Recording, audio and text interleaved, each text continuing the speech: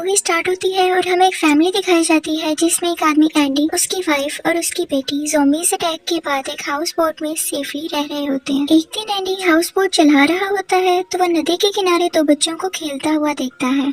Andy उन दोनों को देखकर खुश होता है और वेव करता है, लेकिन उन बच्चों के बाप को यानी फादर को वो चीज अच्छी नहीं लगती और वो अपनी गन निकाल कर एंडी को दिखाता है, जिसको देखने के बाद एंडी अंदर चला जाता है। रात को एंडी और उसकी वाइफ आपस में बातें कर रहे होते हैं। अब उनके पास बोट में सिर्फ 3 वक्त का खाना रह गया था, जिसकी वजह से उसकी वाइफ उसे कहती है कि हमें बोट छोड़कर एक टाउन में जाना चाहिए ताकि वो लोग खाना ला सकें। वो टाउन उधर से 30 से 40 किलोमीटर दूर था, लेकिन एंडी कोई भी रिस्क नहीं लेना चाहता था, इसीलिए वो अपनी वाइफ को मना कर देता है, क्योंकि जाहिर है ऐसी सिचुएशन में ग्राउंड पर जाना सेफ नहीं था और वो सेफली अपनी बोट में ही रहना चाहता था। नेक्स्ट डे जब एंडी जागता है तो उसे एक टूटी हुई बोट दिखाई देती है। वो उस बोट पर जरूरी सामान और खाना ढूंढने चला जाता है। जब वो खाना ढूंढ रहा होता है तो उसे बोट के अंदर से कुछ आवाजें सुनाई देती हैं। एंडी कुछ सामान उठाकर जल्दी से अपनी बोट में वापस आ जाता है। लकीली एंडी को उस बोट में से 3 महीने का खाना मिल चुका था। वो दोनों इस बात से बहुत ज्यादा खुश थे और उसकी वाइफ एंडी से कहती है कि आप थोड़ी देर रेस्ट कर लें, और फिर वो उस बोट से कुछ और सामान लेने के लिए चली जाती है। वहाँ पर एक ज़ॉम्बी अनलकीली उस पर अटैक कर देता है। जब एंडी सोकर उठता है और अपनी बेटी को प्यार कर रहा होता है तो उसके बाद उसे बोट के फ्लोर पर खून के निशान नजर आते हैं। उसे पता चलता है कि उसकी वाइफ को ज़ॉम्बी ने काट लिया है। इसका ये मतलब था कि 48 आवर्स के बाद उसकी वाइफ ज़ॉम्बी में बदल जाएगी, लेकिन एंडी को इस बात पर यकीन नहीं आ रहा था और वो बहुत परेशान हो जाता है। वो अभी भी ये सोच रहा था कि उसकी वाइफ ठीक हो सकती है। इसी वजह से वो अपनी वाइफ और बेटी के साथ बोट छोड़कर जमीन पर यानी ग्राउंड पर आ जाता है ताकि वो अपनी वाइफ को हॉस्पिटल लेके जा सके। थोड़ा आगे जाते ही उनको रास्ते में एक कार नजर आती है। जब एंडी कार में फ्यूल डाल रहा होता है तो एक ज़ॉम्बी वहाँ पर आ जाता है। एंडी उसको फौरन से देख लेता है और कार लेकर वहाँ से निकल जाता है। कुछ देर बाद उसकी वाइफ कार रुकने पर कार से उतरती है कि वो अपनी छोटी बेटी का डायपर चेंज कर सके, लेकिन वहीं पर उसकी तबीयत बहुत ज्यादा खराब हो जाती है और वो जमीन पर गिर जाती है। जब उसको होश आता है तो एंडी से कहती है कि वो उसको यहीं पर छोड़कर चला जाए और चिल्लाने लगती है, क्योंकि उसे ये डर था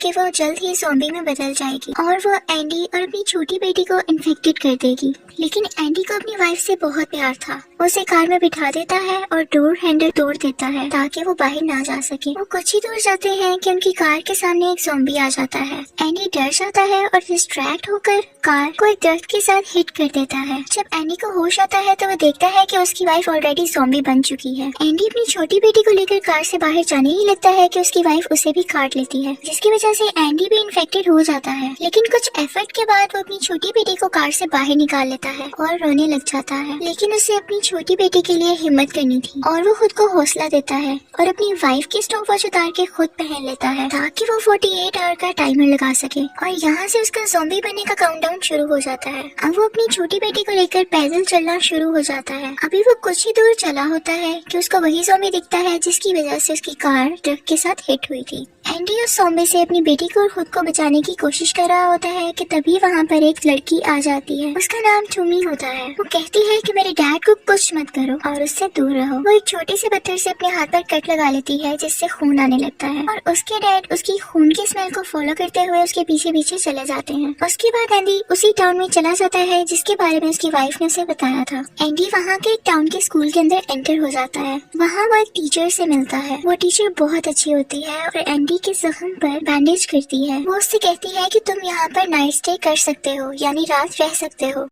एंडी सोचता है कि वो अपनी छोटी बेटी को उसके पास रखवा देगा ताकि वो सेफ रह सके, लेकिन उस टीचर को कैंसर था और वो भी ज्यादा देर तक जिंदा नहीं रह सकती थी। ये देखते हुए एंडी अपना प्लान कैंसिल कर देता है। दूसरी तरफ टूमी की मॉम को दिखाया जाता है जो कि अपने कबीले के दूसरे लोगों के साथ ज़ॉम्बी पर अटैक कर रही होती है ताकि उन ज़ॉम्बीज़ को मार के इस एरिया को क्लियर किया जा सके। साथ ही साथ वो अपनी बेटी टूमी को भी ढूंढ रही होती है। इनफैक्ट टूमी अपनी डैड से बहुत प्यार करती थी। बेशक उसके डैड अब ज़ॉम्बी बन चुके थे, लेकिन फिर भी वो अपने डैड से दूर नहीं जाना चाहती थी। इसीलिए उसने जमीन में एक जगह खोदी हुई थी जिसके अंदर उसने अपने डैड को रखा हुआ था और अपने डैड का ख्याल रखती थी ताकि उसकी मॉम या कबीले वाले उसके डैड को कहीं मार ना दें, और इसीलिए वो अपनी मॉम से छुपकर अकेली रह रही थी। दूसरी तरफ वहाँ पर एंडी को दिखाया जाता है जिसकी तबीयत रात में बहुत ज्यादा खराब हो रही थी। उसको खून की उल्टी आ रही थी और वो बेहोश हो रहा था। सुबह जब उसकी आंख खुलती है तो वो देखता है कि उसके पास सिर्फ 32 घंटे बाकी बचे हैं। इसके बाद एंडी अपनी बेटी को लेकर वहाँ से निकल जाता है। वो भी कुछ ही दूर चला होगा कि उसे एक कार नजर आती है। जैसे ही वो उस कार के पास आता है तो सामने से एक आदमी उस पर फायर कर देता है, लेकिन वो फायर इनफैक्ट एंडी के पीछे आने वाले एक ज़ॉम्बी को मारने के लिए होता है। वो आदमी कहता है कि तुम मेरी हेल्प करो, क्योंकि उस आदमी का पाँव एक टैंक के नीचे आया हुआ था। वो एंडी को कार कीज देता है और कहता है कि इसकी हेल्प से तुम ये टैंक हटा दो, और एंडी वो टैंक खींचकर हटा देता है। वो आदमी एंडी को अपने शेल्टर होम में ले आता है, जहाँ वो अपनी बीवी के साथ रह रहा था। थोड़ी देर बाद वो आदमी एंडी को अपने साथ चलने के लिए कहता है, ताकि वो एंडी को दिखा सके कि वो क्या काम करता है, ताकि वो खुद को ज़ॉम्बी से सेफ रख सके। वो दिखाता है कि वो इंसानों को एक केज में बंद करके ज़ॉम्बीज के लिए एक चारे की तरह यूज करता है, कि वो ज़ॉम्बीज को अट्रैक्ट कर सके और उन्हें शूट कर सके। ज़ॉम्बीज को मारने के बाद वो उनकी कीमती चीजें कलेक्ट कर लेता है, कि कल को अगर सिचुएशन बेहतर होती है तो वो इनको यूज कर सके। एंडी देखता है कि उस केज में टूमी भी होती है और दूसरी तरफ एक ओल्ड मैन भी होता है। एंडी को ये सब ठीक नहीं लग रहा था, लेकिन उसके पास कोई दूसरी चॉइस भी तो नहीं थी कि जहाँ उसकी बेटी सेफ रह सके। जब एंडी वापस शेल्टर होम में आता है तो वो देखता है कि उसकी बेटी उस आदमी की वाइफ के साथ ठीक से रह रही है, तो वो देखकर सेटिस्फाई हो जाता है और खुद को शूट करने लगता है, ताकि वो सब उससे सेफ रह सके, क्योंकि अब उसके पास ज्यादा टाइम नहीं बचा था। तभी वहाँ पर उस आदमी की वाइफ आ जाती है और उससे कहती है कि ऐसा मत करो। वो उसे बताती है कि तुम्हारी बेटी उस आदमी के पास जिसका ये शेल्टर होम है बिल्कुल भी सेफ नहीं रहेगी, वो बिल्कुल भी अच्छा आदमी नहीं है। वो बताती है कि वो तो मेरा हस्बैंड भी नहीं है, बल्कि उसने तो मेरे हस्बैंड को ज़ॉम्बीज के हाथों मरने के लिए छोड़ दिया था, और उसने तभी से इसको किडनैप करके यानी कैद करके रखा हुआ है। तभी वो आदमी उसको ढूंढते हुए वहाँ पर आ जाता है और उन दोनों की बातें सुन लेता है, और वो फिर एंडी के सर पर राइफल मारकर उसे बेहोश कर देता है और टूमी के साथ ही उसको एक ही केज में बंद कर देता है। तो वो टूमी से कहता है कि तुम मेरी मदद करो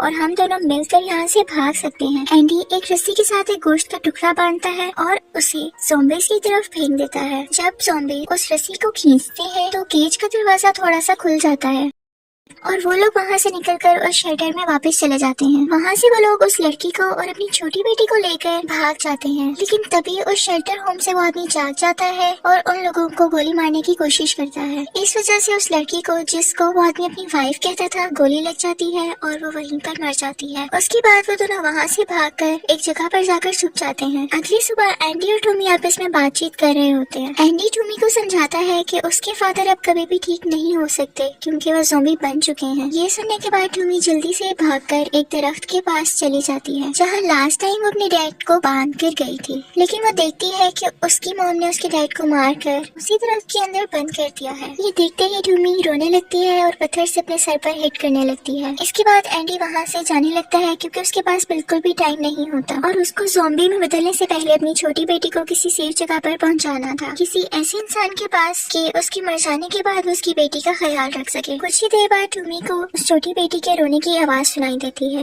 वो जाकर देखती है तो एंडी बेहोश हुआ होता है। जब एंडी को होश आता है तो वो सोचता है कि वो उस फैमिली के पास चला जाए जिसको उसने उस दिन नदी किनारे देखा था। टूमी उसको नदी के किनारे तक गाइड करने के लिए तैयार हो जाती है। जब एंडी वहाँ पर पहुँचता है तो उसे पता चलता है कि उस फैमिली के हस्बैंड को ज़ॉम्बी ने काट लिया है। वो आदमी फिर से एंडी को वही गन दिखाता है और उसे बताता है कि इस गन में 6 बुलेट्स यानी गोलियां रह गई हैं, जिसमें से 3 गोलियां वो अपनी फैमिली पर और 1 गोली खुद पर चला लेगा। वो एंडी से कहता है कि अगर तुम चाहो तो बाकी की 2 गोलियों से खुद को और अपनी बेटी को मार लो। एंडी बहुत हैरान होता है और उसको ऐसा करने से मना करता है, लेकिन वो आदमी नहीं मानता और खुद को फाइट करने के बाद अपनी फैमिली को भी मार देता है। इस तरह से वो सब मर जाते हैं। एंडी बहुत अपसेट हो जाता है और गन उठाकर खुद को मारने के बारे में सोचता है, लेकिन तभी वहाँ पर टूमी आ जाती है और वो एंडी को बताती है कि मैं अब घर जाना चाहती हूँ, अगर तुम चाहो तो अपनी छोटी बेटी को हमारे कबीले वालों के पास छोड़ सकते हो। वो कहती है कि ये वहाँ पर सेफ रहेगी। एंडी ये सब सुनते ही एग्री हो जाता है, क्योंकि उसे अपनी बेटी को किसी सेफ जगह पर पहुंचाना ही था। एक पहाड़ से धुआं निकलता हुआ नजर आ रहा होता है। वो दोनों वहाँ पर जाने लगते हैं। वो धुआं इसलिए आ रहा था क्योंकि उसके कबीले के लोग ज़ॉम्बीज को मारकर वहाँ पर जला रहे थे। रास्ते में एक टनल आती है जहाँ पर उनको वही आदमी नजर आता है जिसका शेल्टर होम था। टूमी एंडी की छोटी बेटी को लेकर वहाँ पर खड़ी हुई गाड़ी के अंदर चली जाती है। वो आदमी एंडी को ढूंढ लेता है और उन दोनों में फाइट हो जाती है, जिसकी वजह से एंडी से वो गन गिर जाती है और वो आदमी गन उठा लेता है। इसके बाद वो जबरदस्ती टूमी को कार से बाहर निकाल लेता है।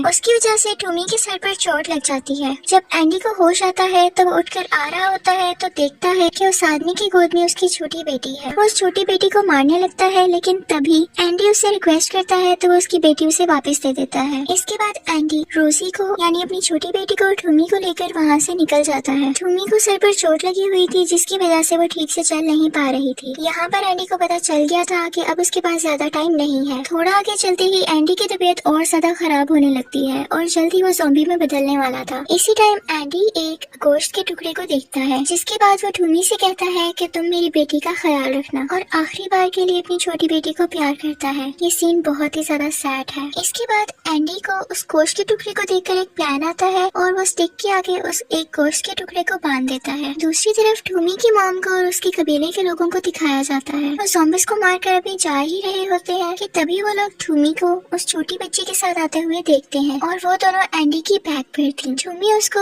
उसी स्टिक के साथ इस पर गोश्त का टुकड़ा लगा हुआ था गाइड करते हुए वहाँ पर लेकर आई थी। उसके पहुँचने के बाद टूमी के कबीले वाले एंडी को मारने ही लगते हैं कि टूमी उन्हें रोक देती है और एंडी की वाइफ की परफ्यूम निकाल कर वहाँ स्प्रे कर देती है ताकि एंडी लास्ट टाइम के लिए अपनी फैमिली को मिस कर सके और फील कर सके। इसके बाद वो एंडी को मार देते हैं। फिर दिखाया जाता है कि उस छोटी बच्ची के पेट पर एंडी का मैसेज लिखा होता है। उसने उसके पेट पर व्हाइट पेन से थैंक यू लिखा हुआ था। उसके बाद वो लोग एंडी को वैसे ही उस दरख्त के अंदर छुपा देते हैं जिस तरह से टूमी के फादर को किया था ताकि इन्फेक्शन और ना फैल सके। और फाइनली उस छोटी बच्ची को रहने के लिए एक सेफ जगह और फैमिली मिल गई थी। आई होप आपको ये वीडियो अच्छी लगी होगी। Thank you for watching.